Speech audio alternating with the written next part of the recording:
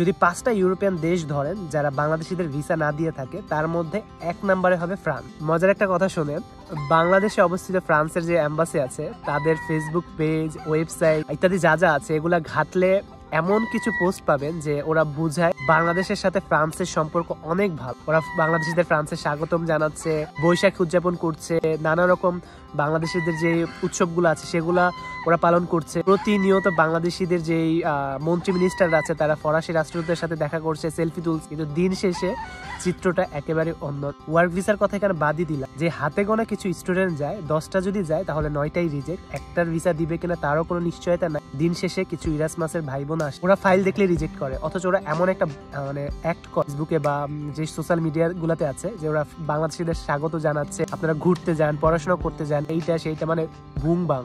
তো ফরাসি এম্বাসির কাছে অনুরোধ, আপনারা শুধু সোশ্যাল মিডিয়াতে না লিখালিখি করে 2-4 জনের ভিসা দেন, এতে করে তারা এবং আমাদের দেশ উপকৃত হবে। আর আপনাদের যে একটা কথার ওজন আছে, কথার ভার আছে, সেটাও বজায় থাকবে।